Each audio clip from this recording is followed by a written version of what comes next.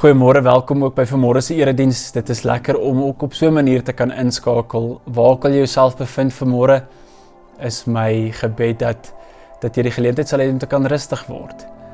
Saam met ons te kan wandel deur die woord vandag. Ons paadjie deur Johannes kom vinnig tot 'n einde. Ons is aan die einde van die evangelie en ons het 'n klomp verskillende maniere gehad om hier uit te kom. Party van ons het dit via die DJ-groepe gedoen, party via die erediens dit gedoen, party het sommer 'n kerklike jaar gevolg om by hierdie gedeelte te kom waar ons vandag is, wat vir ons vertel van toe Jesus opgestaan het uit die dood uit. Dit is vir my baie lekker om ook so saam met julle vanmôre deur die woord te kan stap. Voor ons begin, kom ons sluit ons oë, kom ons word rustig en ons maak ons harte stil voor die Here. Here, baie dankie dat ons weet ons aanbid 'n lewendige Here, dat hy wel opgestaan het uit die dood uit, dat hy verskyn het aan 'n klomp mense as bewys, maar ook dat hy vandag aan ons verskyn op verskillende maniere, verskillende wyse intree en manifesteer in ons lewe, daar waar ons is elke liewe dag, Here. Here, waar ons ook nou vandag uit die woord uit gaan lees, waar ons deel gaan word van hierdie erediens, of dit nou virtueel is of in persoon is, Here, dat ons weet U is by ons, U is lief vir ons, U gee om vir ons, en daarom kan ons hart opjuig en sê, maar ons aanbid 'n lewendige Here. Amen. Dis daarmee dit wat ek vanmôre julle kan groet. In die naam van die Vader, Seun en Heilige Gees, verwelkom ek julle vanmôre hierso. En ek sê welkom ook in hierdie erediens, hoe dit ook al mag lyk, waar ook al jy mag wees, om te weet hy is by ons, en hy is met ons, elke liewe sekonde van elke dag.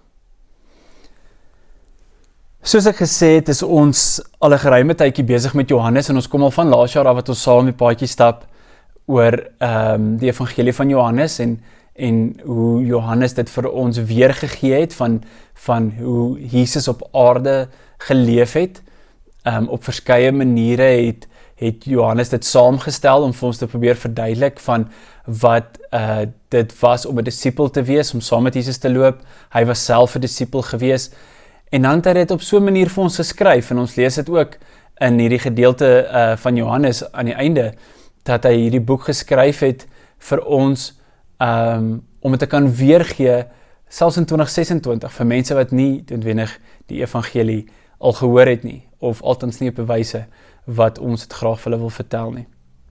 Maar vandag staan ons by 'n ander plek stil. Vandag staan ons by 'n plek stil waar Jesus na die dood by sy disippels aangekom het, waar hulle weggekruip het, bang was, en dan waar hulle gaan vertel het vir 'n spesifieke man dat Jesus leef, en hy wou dit nie glo nie. En as ek net so half daardeur praat, dan dink ek julle sal weet dat vandag se preek handel oor Thomas. Thomas het baie byname wat ons vir hom gegee het. Maar ons gaan so 'n bietjie van 'n ander hoek af na Johannes kyk. Voordat ons die preek begin, voordat ons die boodskap begin, kom ons gaan lees eers hoe Johannes dit geskryf het. En wanneer Johannes dit geskryf het, wat se manier het hy dit vir ons uitgebeeld, hierdie ontmoeting wat Thomas met Jesus gehad het, nadat hy uit die dood het opgestaan het. Ons skriflesing vir môre kom uit Johannes 20, vers 24 tot 31. Ek lees uit die 83 vertaling.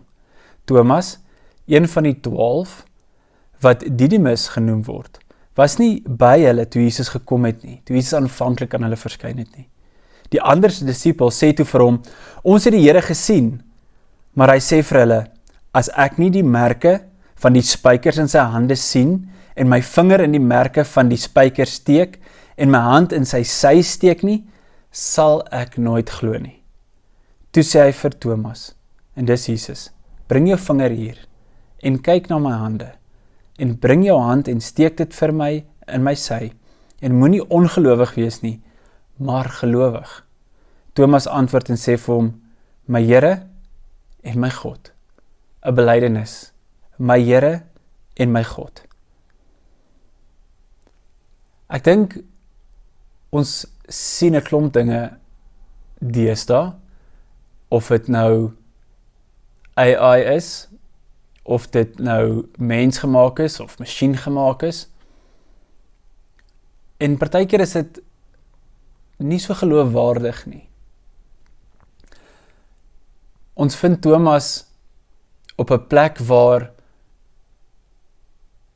hy getwyfel het of Jesus regtig opgestaan het. Want dit is nie menslik moontlik om uit die doodheid op te staan nie. Ek dink ek wil vanmôre ietsie uit my eie hart deel aan die begin van hierdie preek, wat ek dink nie noodwendig altyd gepas is vir 'n predikant om te deel nie. Ek dink ek het al in my lewe meer as een keer vir God iets gegee, vir God iets gevra, op verskeie wyse, op verskeie maniere. Iets wat ek persoonlik nie maklik kon loslaat nie. Dit het baie keer gekom in die vorm van 'n gebed, of regtig in 'n oomblik van afwagting, dat die Here sal intree, dat die Here vir my iets sal gee, of dat iets sal gebeur. En dan het dit nie gebeur nie. En ek kan jou sê, die moeilikste ding seker daarna was nie noodwendig die teleurstelling, dat ek nie kon kry wat ek wou hê nie, of gekry het wat ek voor gevra het nie, of wat ek altans gedink het is goed nie. Die moeilikste ding was die volgende Sondag, se erediens, waar iemand voor my gestaan het, gesing het, hulle hande in die lug gesit het, met hulle oë toe, met hulle hande op, en regtig waar die Here geloof en geprys vir die feit dat hy vir hulle gegee het, wat hulle voor gevra het. My hande wou nie noodwendig opgaan nie, en ek het nie noodwendig so gevoel op daai stadium nie, want diep binne my was daar hierdie twyfel gewees, of het die Here my regtig gehoor? As ek nou terugdink daaraan, dink ek nie dit was 'n geval van ek het getwyfel in die Here self nie, ek dink nie ek het getwyfel in sy vermoë dat hy dit gedoen het nie. Ek dink net, dit was vir my moeilik gewees op daardie stadium om weer iets vir die Here te vra, om hom te vertrou met dit. Niks met die Here se vermoë in die almagtige vermoë van God nie. Dit was meer van my hart te beskerm om nie noodwendig weer te hoop nie, my hart te beskerm om nie noodwendig weer seer te kry nie. Dit is nie ongeloof dat God nie bestaan nie. Dit is 'n hart wat nie noodwendig weer wil teleurgesteld wees nie. Jare later, as ek nou terugkyk daarna, dan was dit wel beter vir my om nie te kry waarvoor ek gevra het nie. Maar in daai oomblik het ek getwyfel. Dalk het jy al so geglo. Ek wil vir jou iets vra, en ek vra dit ernstig. Wie van julle het groot geword in 'n huis waar die Bybel oopgemaak is aan tafel, aan die etenstafel, waar jou ma of jou ouma jou geleer het om te bid voordat jy slaap, dalk om op jou knie te gaan, of dalk net stil te word, waar die geloof nie net 'n Sondag ding was nie, maar die lig wat in en uitgeasem was in die huis. Dit was regtig 'n diep gelowige huis. Jy het geleer om te glo, en jy het geglo. En iewers op die pad het daar dalk iets gebeur. Miskien was dit 'n gebed oor 'n siekte wat genesing moet bring, en dit het nie. Miskien 'n huwelik wat uitmekaar geval het ten spyte van duisende gebede, of miskien 'n kind wat die pad byster geraak het, miskien 'n werk of 'n droom of 'n toekoms waaraan jy geglo het soos ander mense daarin geglo het, en dan het dit nie gekom nie. En dan het daar dalk 'n predikant of 'n selleier of 'n vriend of 'n vriendin na jou toe gekom en gesê, vertrou net, hoop net, glo net. En jy wou regtig geglo het, maar daar was iets in jou hart wat jou teruggetrek het, iets in jou hart wat net nie wou glo nie.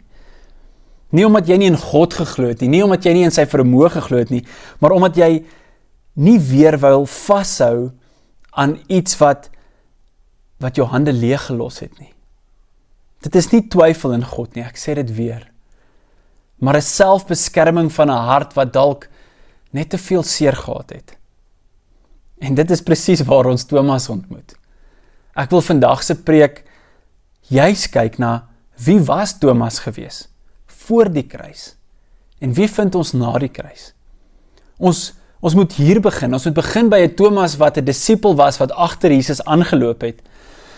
Want ons ken Thomas aan die man wat nie geglo het nie, en ons het hom Thomas die twyfelaar begin noem, maar dit is nie wie hy was nie. Ons weet dat Thomas was ook Didymus genoem, wat beteken tweeling. Hy was een van die 12 gewees, wat beteken hy was 'n disipel gewees. Hy het Jesus gesien preek, hy het Jesus gesien genees, maar meer as dit, hy was 'n man van buitengewone moed en loyaliteit. In Johannes 11 wil Jesus teruggaan na Judea toe, na Lazarus se dood. Die disippels het gewaarsku en gesê, dis te gevaar, die Jode sal hom stenig, en dit was Thomas wat opgestaan het en gesê het, laat ons ook saamgaan, sodat ons saam met hom kan sterwe. Hier is nie 'n bang man nie, hier is nie 'n twyfelende man nie.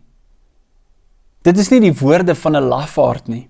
Dit is die woorde van 'n man wat bereid was om te sterf vir iets waarin hy geglo het. In Johannes 14, 'n bietjie later, lees ons, toe Jesus praat van die Vaderhuis en die pad waarheen Jesus op pad was, is dit weer Thomas wat eerlike vraag stel, wat almal dink, maar niemand vra dit nie. Hy sê, Here, ons weet nie waarheen jy gaan nie, so hoe gaan ons die pad ken? Hoe gaan ons weet hoe lyk hierdie pad, as ons nie eers weet waarheen ons op pad is nie? Thomas was nie noodwendig 'n twyfelaar nie. Hy was 'n diep denker gewees. Hy was 'n eerlike soeker gewees. 'n Man wat nie tevrede was met oppervlakkige antwoorde nie. En miskien is jy ook so. Miskien is jy ook iemand wat die status quo uitdaag. En dan gebeur die kruis. Dan vind ons waar Jesus gekruisig is, Jesus sterf, en dan is daar hierdie pyn agter die woorde van Thomas. Ek sê dit elke Sondag, maar die beste manier vir ons om te verstaan van hierdie Bybelkarakters en wat opgeskryf is om onsself net vir 'n oomblik in hulle situasie te sit. Hy het alles gegee. Hy was so doelgerig, hy was bereid om saam met Jesus te sterwe. Nie net 'n mooi gesegde nie, maar 'n lewenskeuse. En toe is Jesus gekruisig. Dood. Begrawe. Klip voor 'n graf.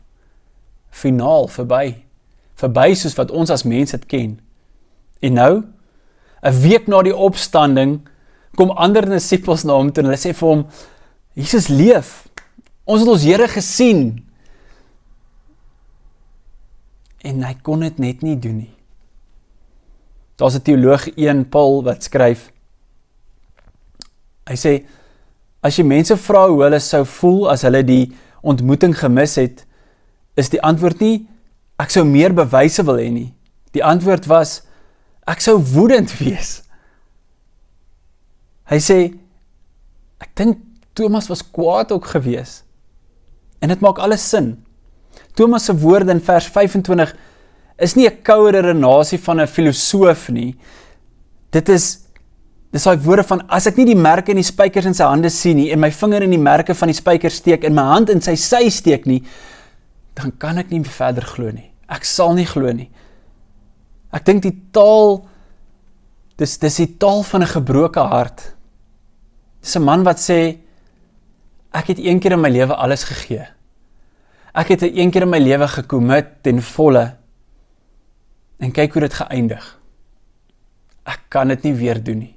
Dit is nie vir my moontlik nie. Ek kan nie weer so oop wees, so kwesbaar wees, so vol hoop wees, net om weer teleurgestel te wees nie. Ek is kwaad, ek is hartseer. Ek het hier op my notas geskryf, dit is nie twyfel in die Here se vermoë nie, dit is 'n hart wat homself nie toelaat om weer te glo nie, want hy kan nie die pyn van nog 'n teleurstelling dra nie. En dan verloop daar 8 dae, nog 8 dae, nadat die disippels vir hom vertel het. En dan draai Jesus om. Let op wat Jesus doen. Hy verskyn nie onmiddellik aan Thomas nie. Hy wag nog 8 dae. Thomas was nie aanvanklik deel van die groep nie. Ons weet nie waar hy was nie, ons weet nie waarmee hy besig was nie, ons weet nie of hy weggekruip het hy dalk gaan werk, het hy dalk by iemand gaan besoek nie. Maar 8 dae, 1 week lank, leef Thomas in hierdie pyn, in hierdie uitsluiting, hierdie selfbeskerming. En dan, in vers 26, 8 dae later, was sy disippels weer binne. Hulle was weer in die bokamer gewees, en Thomas was by hulle. Al was die deure gesluit, het Jesus gekom, deur hierdie deure gekom, en tussen hulle gaan staan en gesê, vrede vir julle, shalom. Jesus stap deur die geslote deure, en dan, voor hy enigiets anders sê, draai na Thomas. En onthou, hy was nie daar toe Thomas gesê het, ek twyfel nie. Hy sê, bring jou vinger hierson. Kyk na my hande en bring jou hand en steek dit in my sy en moenie ongelowig wees nie, maar glo, wees gelowig. Merk op wat hier gebeur.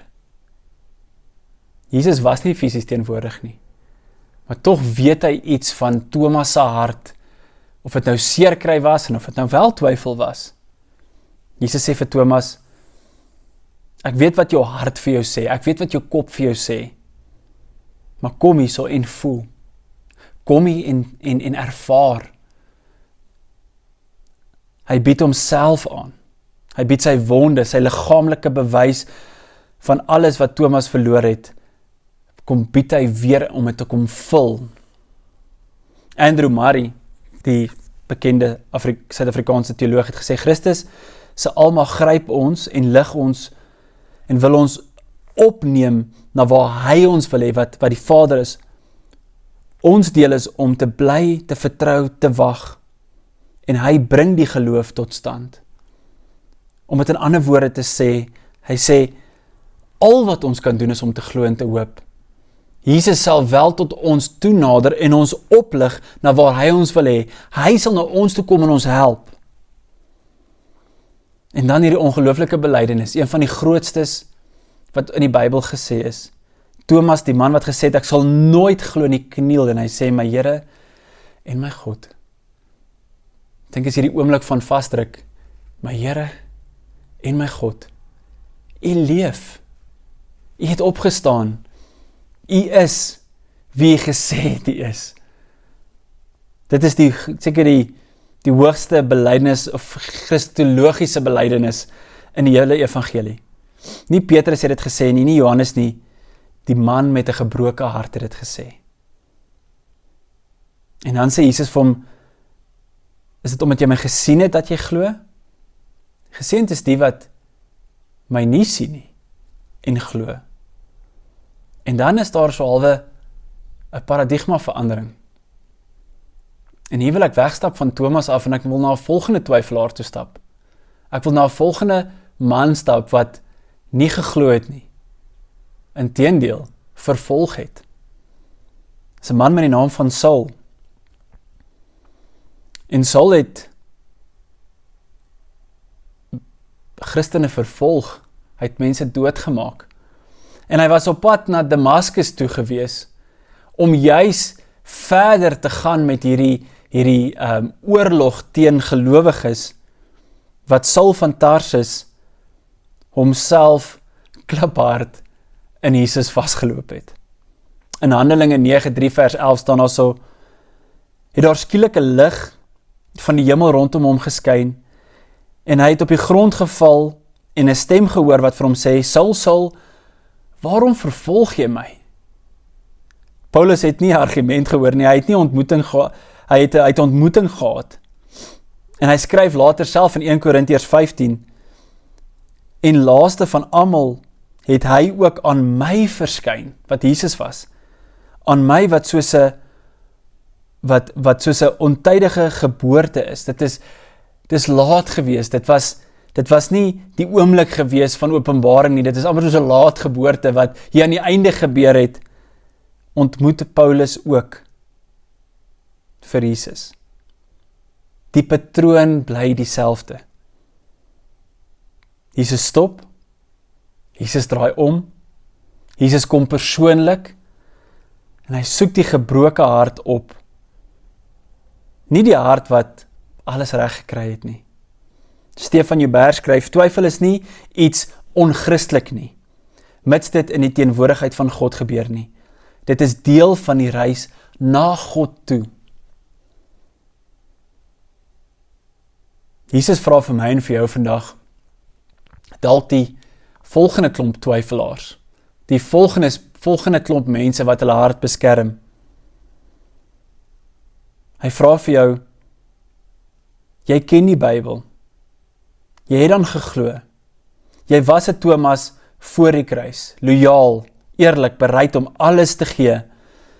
Die Here sê, ek weet daar het iets gebeur, en jou hart het saggies, maar ferm die deur gesluit.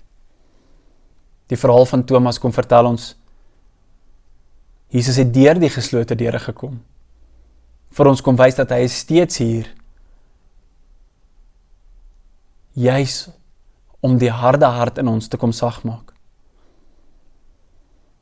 Jesus weet dat ons twyfel nie, omdat God nie bestaan nie, ons vertwyfel nie in sy vermoë nie, ons twyfel omdat ons onsself wil beskerm. Ek wil vir jou iets sê, nie as 'n goedkoop bemoediging vanmôre nie, maar as die evangelie. Jy hoef nie jouself te oorreed om te glo nie. Jesus het nie vir Thomas gesê, probeer harder. Hy het gesê, bring jou vinger hierso. Bring jou pyn hier. Bring jou geslote hart hierso. So stel jou voor. Thomas het na hierdie ontmoeting na Indië gegaan. Tradisie sê, hy het omstreeks 72 na Christus, as 'n martelaar is hy doodgemaak. Die man wat gesê het, ek sal nooit glo nie, het sy lewe gegee vir geloof om vir ander mense te vertel. Mense wat nie vir Jesus gesien het nie.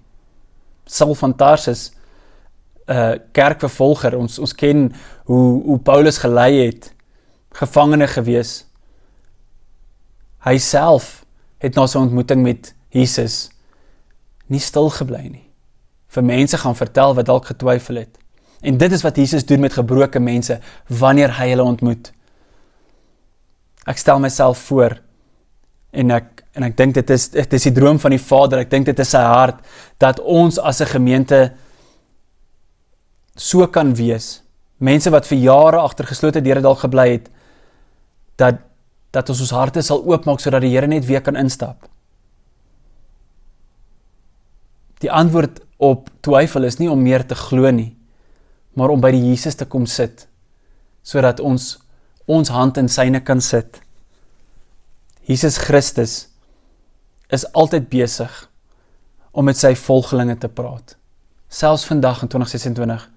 Dit is aan ons om te leer hoe om sy stem te leer ken. Ook deur die worsteling van ons geloof. En dis Frank Wahula wat dit sê. Frank Wahula sê, die Here loop verby ons, elke liewe dag op verskeie plekke. Dis ons werk om ons oop en ons harte oop te maak, sodat hy kan nader tot ons, dat ons weer eens kan hom beleef, hom kan sien. Amen. Kom ons sluit ons oë. Here Jesus, U weet presies watter woorde in ons hart is. U weet presies wat se woorde ons hart hard maak. U weet wat is daai twyfel, daai beskerming in ons hart om net te sê, maar ons kan nie meer nie, ons wil nie meer nie, ons is nie bereid om weer seer te kry nie. Here, U kom met sagtheid. U kom met liefde na ons toe en U reik uit na ons toe. Soos Thomas, soos Saulus, so kom U na ons toe op die Damaskuspad.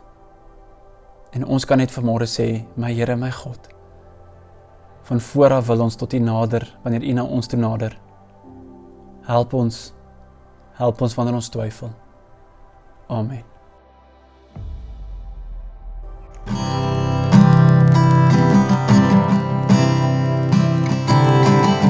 Die beelde van die Heer,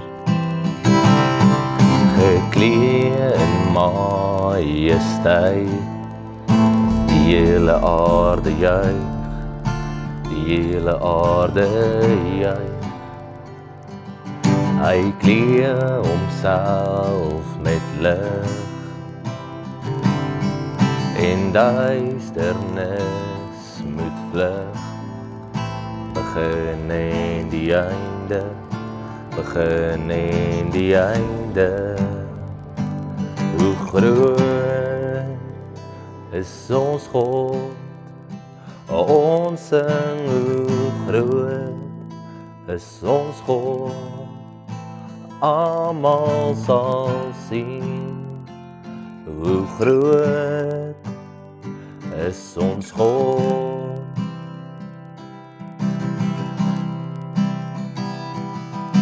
Die eeuwe kom en gaan,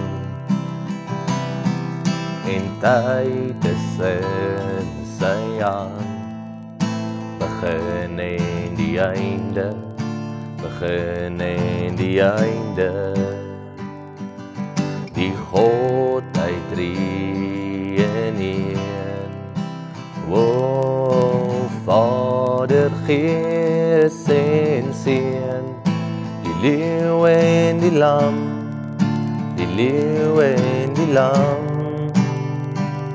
Hoe groot is ons God, ons sing hoe groot is ons God, almal sal sien, hoe groot is ons God.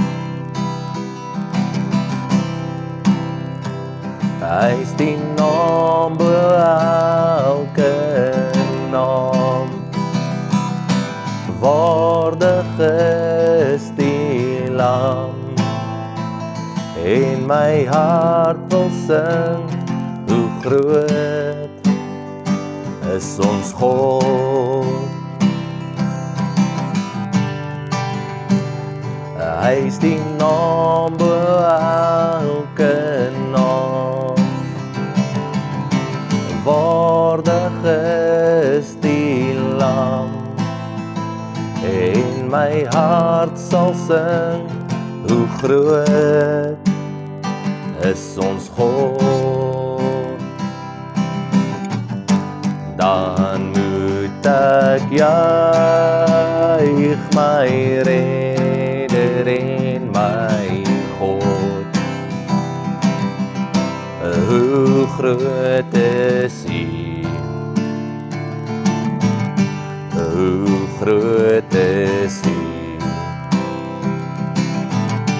want deur die hele skepping klink dit saam, hoe heerlik eer U grote naam, hoe heerlik eer U grote naam,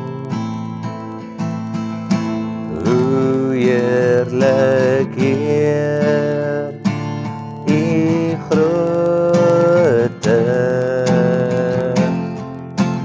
naam.